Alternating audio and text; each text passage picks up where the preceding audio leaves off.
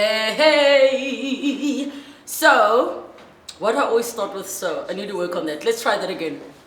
Hey guys, welcome to my YouTube channel. Subscribe, hit the notification button. You know how we do. So, and I did it again. So today I am going to be facilitating a conversation with an author, Lesley Mofokeng, at his book launch, and it's happening this evening. So I am at my manager's place, which you can book Airbnb, link down below, and we'll show you a couple of shots of the spot because it's so beautiful. In Sandton, just down the road from radio where I've come from, and I'm going to be getting a face beat, and then I need to do a little bit of reading and prepping before we head over to Rosebank for the launch. And yeah, I'm excited. It's like my first proper outside, leaving the house, putting on a Facebook gig of the year where somebody gave me some money.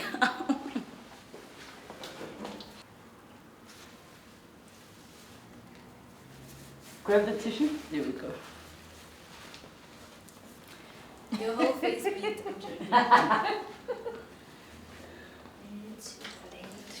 Look, my clothes are getting loose on me. Does it look bad? No. It's like the top and the skirt are a little bit big, but I think I can get away with it. We need this on the shoulders. In the Camera will catch it. perfect. And right. Ish, this neckline is not sitting like I should have tried it on. Pull the back more. Oh, your hands are not clean. Please come pull the back. Under the skirts, my love. Are your hands clean? No. Oh. Wait. Can you see the thing? From the back. Yeah, there we go. Again? Yes. Pull it There from we the go. front. Yes. Okay, that looks better. Yes. Danke schön. Okay.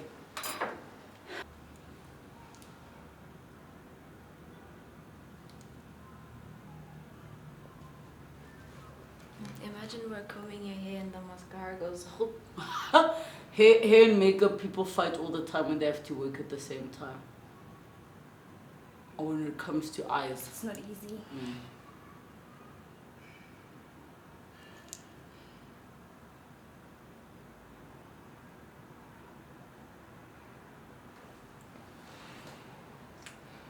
Yeah, just need the look. You can do your hair. Just this part. Tell me if it's looking untidy anyway. I mean, we're still gonna clean the edges. There. Yeah, the one doesn't do, natural hair was. Here. Yeah. I've got it. This is where you wanted. Yeah, because I feel like, did you want it to be a high bun? What kind of thingy are you putting on? Kind of the hair texture. Is it gonna be like a bun? We don't know, we're gonna see. Do you think I should make it higher? I think a little bit. Kind of so it pulls up your jaws. They're trying to make me a Kardashian. Maybe.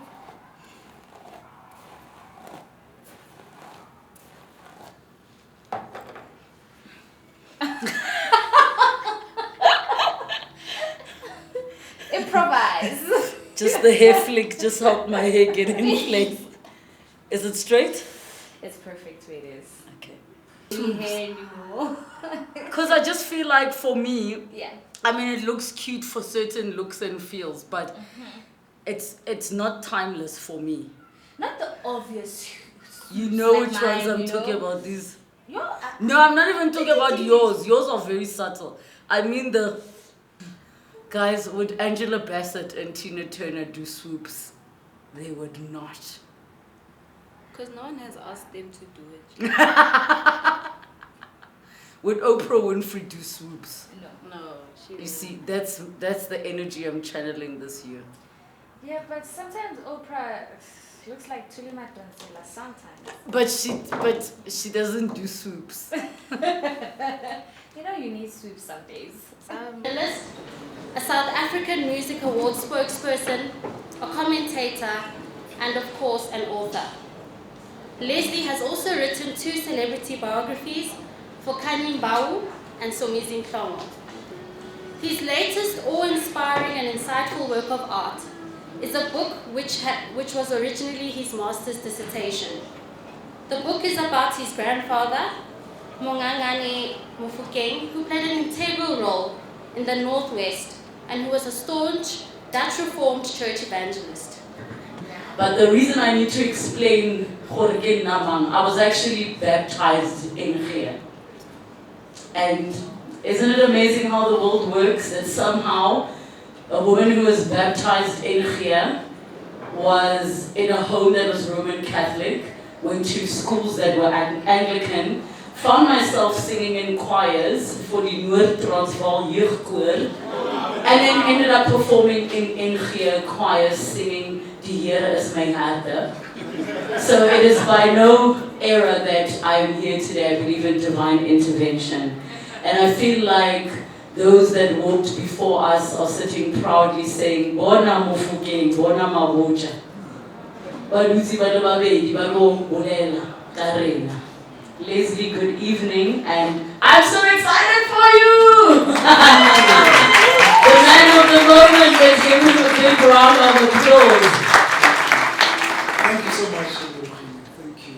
And also thank you to the full house. I didn't expect so many people, I expected at least 30. So,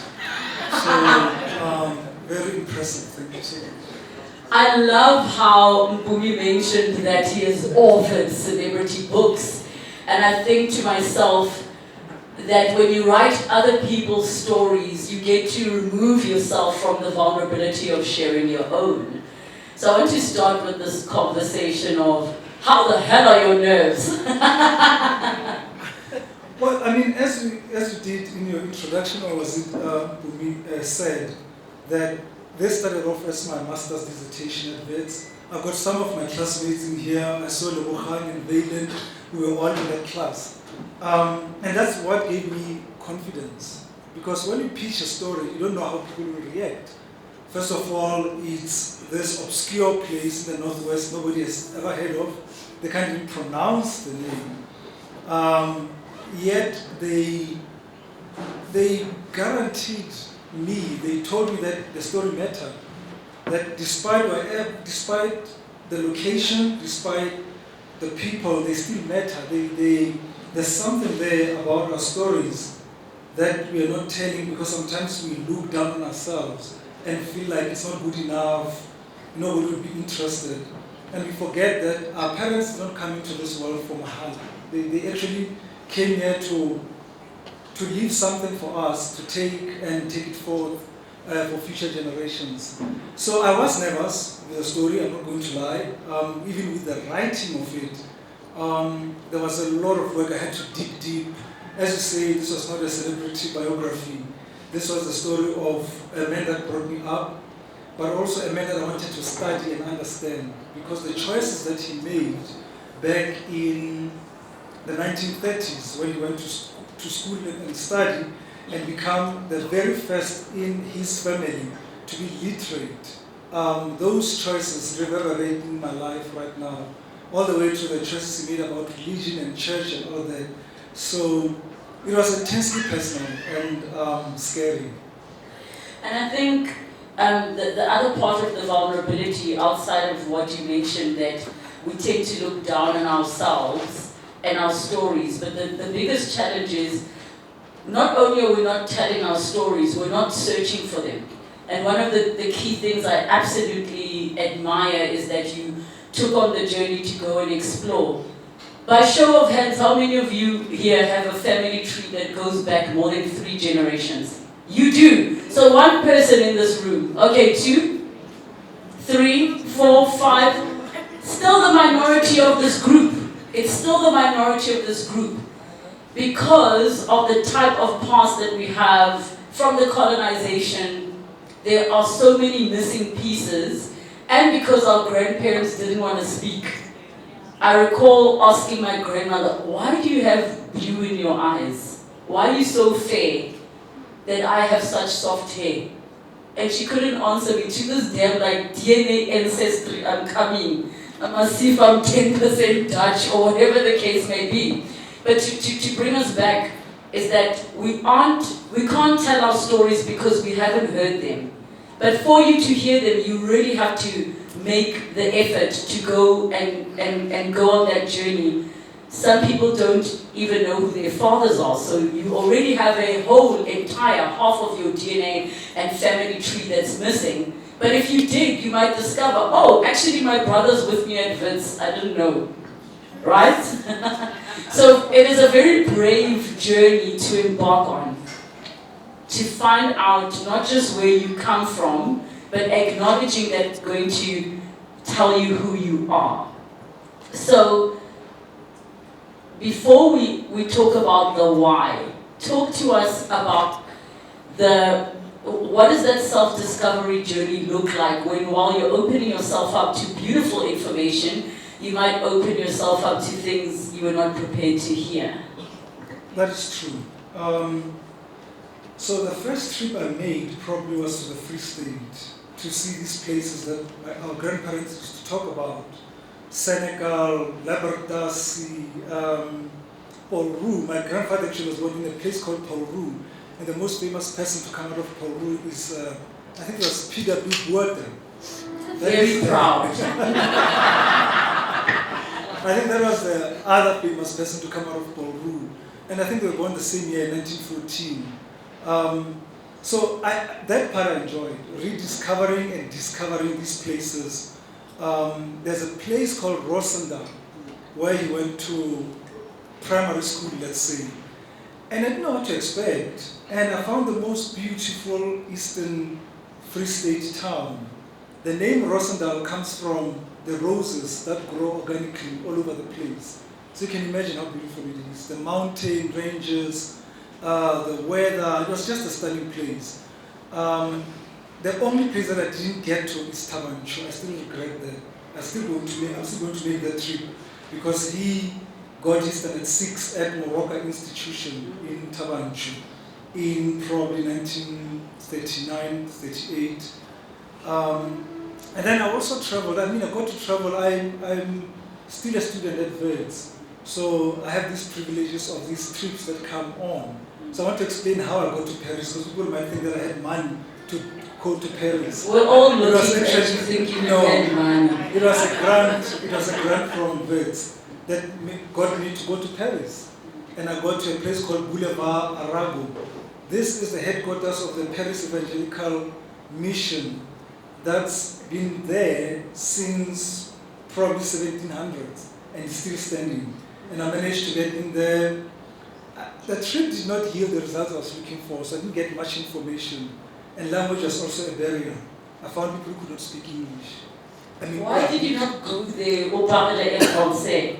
No. The funny story is that people who know me know that I've always been studying French, probably since 2016. But I got there and I choked. I don't blame you because the French are not exactly like the most encouraging in certain places when it comes to the French. All I could master was bonjour. Bonjour. And it's like, I'm looking for the records of another. They're like, parlez-vous français? It was a mess. So, but I managed to get some letters from 1829 that were written by missionaries. There's one missionary I mentioned in the book, Samuel Roland, who was very instrumental in the creation of this Black Dutch Reformed Church. I argue in the book. So anyway, I got to see his writings, his letters from a place called Mutito, until he moved to Beersheba. These are all in the book, so when you read the book, it'll make sense. And then I also got to see some letters written by Eugene Casales. So in 1833, King Moshoeshoe welcomed 3 missionaries to Tababusiu, Eugene Casales, Constant Gosselin, and Thomas R. Busset, as the original first generation missionaries that worked among the Lesotho to civilize them and educate them. So I got to see all of these writings. That was beautiful. It was nice. But the turning point for me was also going to Morija, which is in Lesotho. So there's Moria, where people are going this weekend. And there's also Morija in Lesotho. Some people call it Letshala Tutu, because this is where a lot of people were educated, and there was a lot of sort of black excellence, if you like. And there, guys, you must make time and go and see these places. In Morija, I found a newspaper called Lesedinyana La Lesotho, dating back to 1863. started by these missionaries like Adolphe Mabille. I think that's second generation missionary. And they had articles about our ancestors. I quote some of them in the book about the Bafokeng. The fact that before Moshoeshoe, Lesotho was known as Lesotho Lankejane.